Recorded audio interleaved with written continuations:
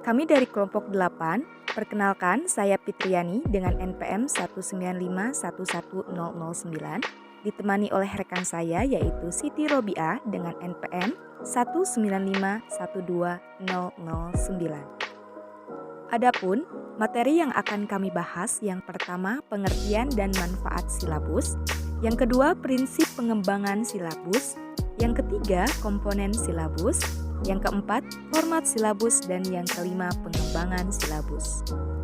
Untuk itu, simak videonya sampai habis. Materi pertama akan disampaikan oleh Siti Robiah. Kepadanya saya persilahkan. Baik, terima kasih. Untuk materi yang pertama yaitu mengenai pengertian dan manfaat silabus. Nah, apa sih itu silabus? Silabus merupakan seperangkat rencana pelaksanaan pembelajaran dan penilaian yang disusun secara sistematis, yang memuat komponen-komponen yang saling berkaitan untuk mencapai penguasaan kompetensi dasar. Kemudian, manfaat silabus. Adapun manfaat silabus yang pertama yaitu sebagai pengaturan kegiatan pembelajaran dan mengembangkan sistem penilaian. Kemudian manfaat yang kedua yaitu sebagai sumber utama dalam penyusunan rencana pembelajaran berkaitan dengan standar kompetensi atau kompetensi dasar. Kemudian manfaat selanjutnya yaitu sebagai pedoman untuk merencanakan pengelolaan kegiatan pembelajaran yang lebih lanjut, yaitu dalam penyusunan RPP, pengelolaan kegiatan pembelajaran, penyediaan sumber belajar, dan pengembangan sistem penilaian. Kemudian manfaat selanjutnya yaitu sebagai ukuran dalam melakukan penelitian keberhasilan suatu program pembelajaran.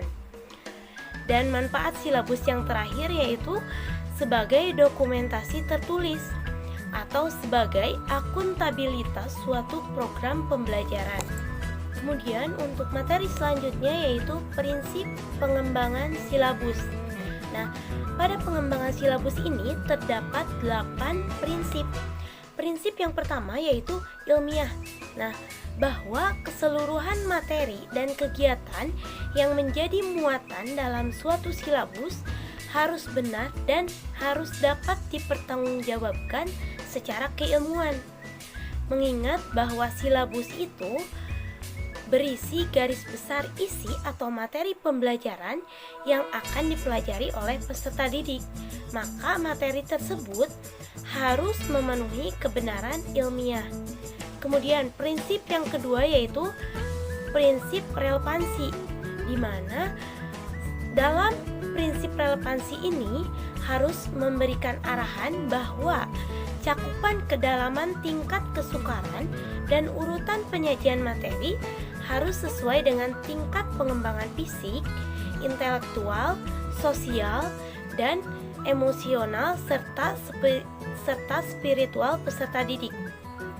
Kemudian untuk prinsip yang selanjutnya yaitu prinsip sistematis, di mana pada prinsip sistematis ini memberikan arahan bahwa penyusunan silabus hendaknya bersifat sistemik dan sistematik. Kemudian prinsip yang selanjutnya yaitu prinsip konsistensi, yaitu memberikan arahan bahwa dalam pengembangan silabus terjadi hubungan yang konsisten antar komponen-komponen silabus dalam rangka pencapaian standar kompetensi dasar atau standar kompetensi. Kemudian prinsip memadai, yaitu memberikan arahan bahwa cakupan indikator, materi pokok, pengalaman belajar, sumber belajar, dan sistem penilaian cukup memadai untuk menunjang pencapaian kompetensi dasar.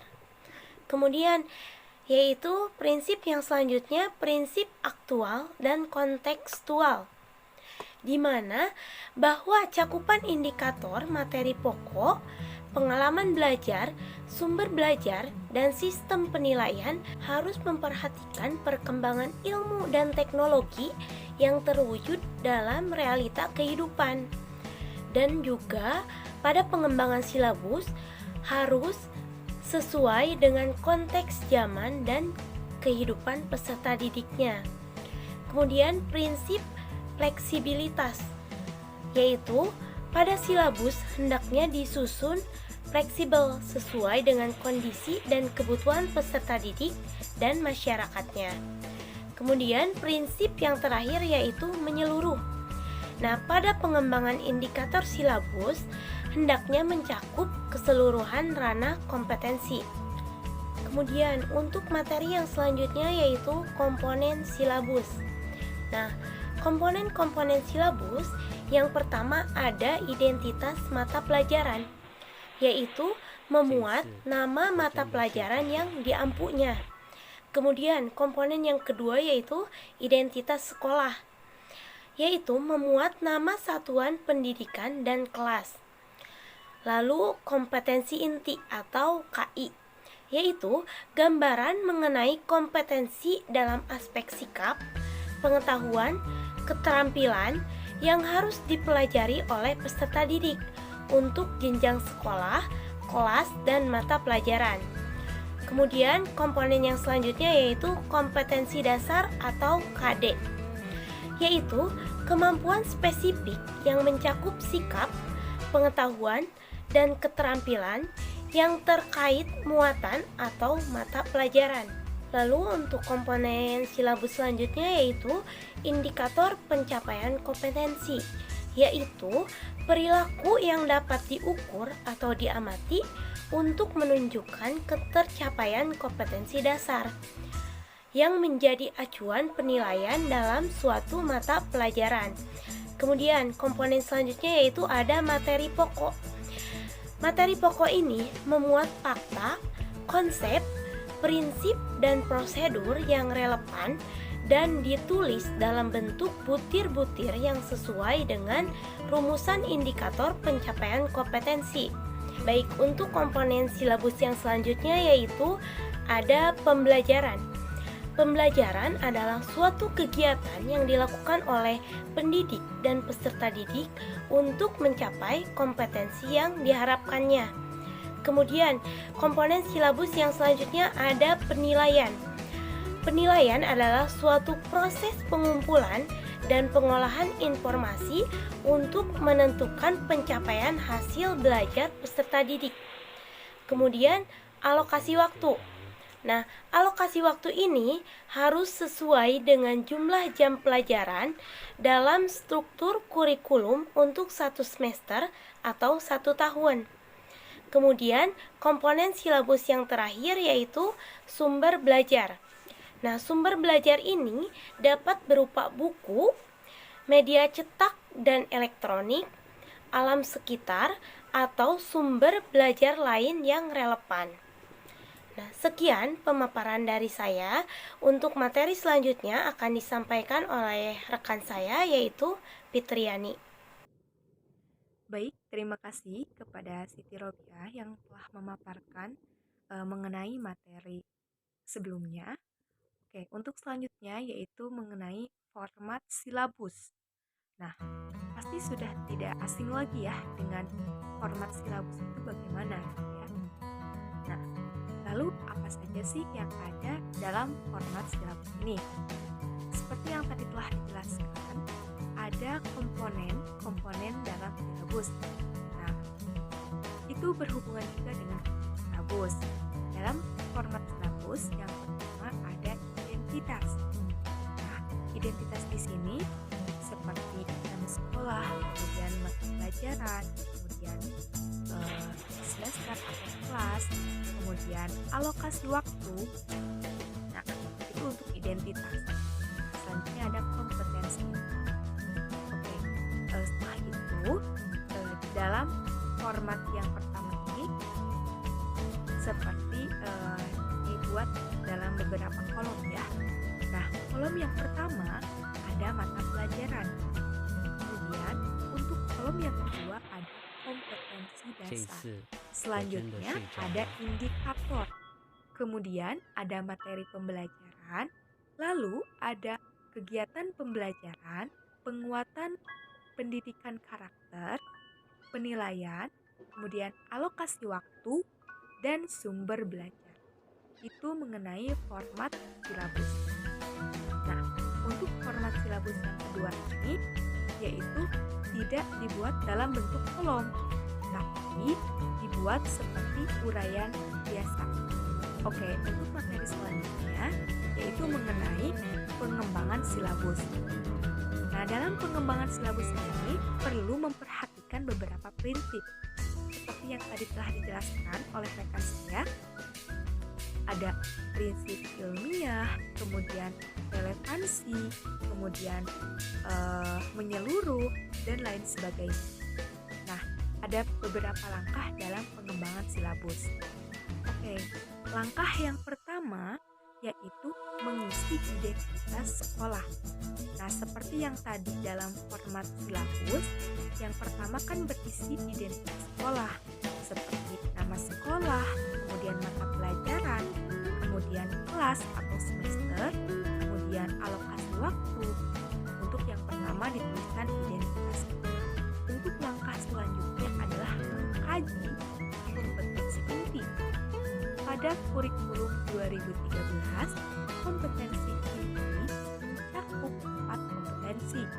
Yang pertama, kompetensi inti 1 yaitu sosial, kemudian kompetensi inti 2 spiritual, kemudian kompetensi inti 3 yaitu pengetahuan, kompetensi inti 4 yaitu keterampilan.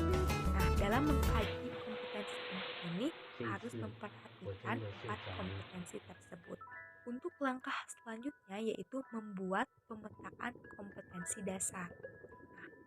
Nah, maksudnya bagaimana? Kompetensi dasar adalah penjabaran dari kompetensi inti, merupakan kemampuan ataupun keahlian yang harus dicapai oleh siswa. Jadi, pada saat penyusunan silabus ini harus membuat pemetaan kompetensi dasar, sehingga dengan pemerataan kompetensi dasar ini diharapkan siswa dapat meningkatkan kemampuan ataupun keahlian yang dimilikinya.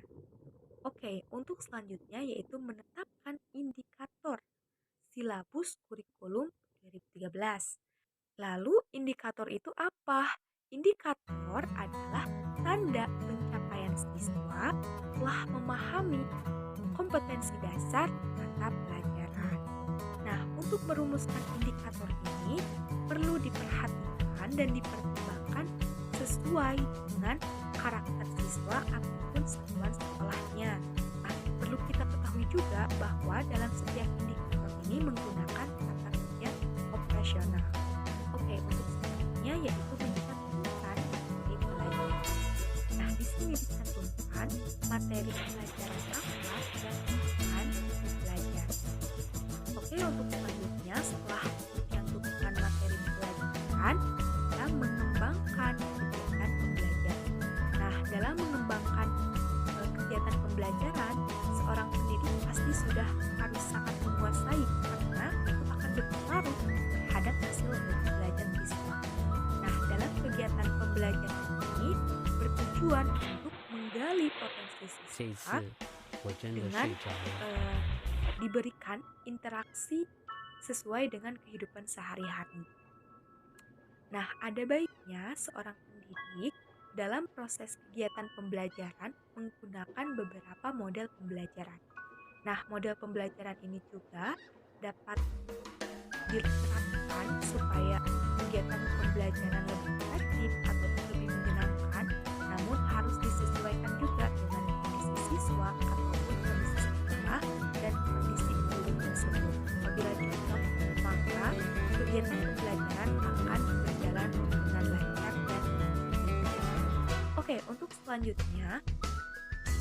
dan untuk langkah selanjutnya yaitu menentukan teknik penilaian. Nah, penilaian ini sangat penting ya. Nah, dalam penilaian ini biasanya memakai tes tertulis seperti tes dalam bentuk soal uraian ataupun soal ganda, menggabungkan, teka-teki silang, dan lain sebagainya. Nah, selain menggunakan tes, bisa juga menggunakan non-tes seperti wawancara langsung ataupun melakukan observasi. Apakah menentukan teknik penilaian? Langkah pengembangan silabus itu adalah menentukan alokasi waktu. Nah, untuk alokasi waktu ini harus disesuaikan. Nah, alokasi waktu ini sangat penting. Jadi, dalam silabus perlu dicantumkan alokasi waktu. Karena alokasi waktu ini merupakan perkiraan waktu rata untuk menguasai kompetensi yang dibutuhkan oleh peserta didik. Nah, untuk selanjutnya yaitu menentukan sumber belajar. Nah, sumber belajar ini merupakan rujukan atau bahan ajar, objek atau benda yang dibutuhkan pada saat kegiatan pembelajaran berlangsung. Nah, seorang pendidik apakah perlu menggunakan media pembelajaran atau tidak? Nah, ataupun membutuhkan media cetak ataupun elektronik dan lain sebagainya. Nah, penentuan sumber belajar ini harus disesuaikan dengan kompetensi dasar, materi pokok atau pembelajaran, kemudian kegiatan pembelajaran, dan indikator pencapaian peserta didik. Nah, dalam kurikulum 2013, pengembangan silabus tidak dilakukan oleh guru, namun dilakukan oleh tim pengembang kurikulum, baik di tingkat pusat maupun di tingkat wilayah. Jadi, guru mengembangkan dalam RPP sesuai dengan buku panduan guru, buku panduan peserta didik, dan buku sumber yang telah disiapkan. Mungkin itu saja yang dapat kelompok kami sampaikan mengenai silabus, yaitu mengenai pengertian, kemudian manfaat, kemudian prinsip, kemudian komponen, kemudian format silabus, dan yang terakhir adalah pengembangan silabus. Mungkin itu saja yang dapat kelompok kami sampaikan. Mohon maaf apabila ada kekurangan dan kesalahan. Wabillahi taufiq wal hidayah. Wassalamualaikum warahmatullahi wabarakatuh.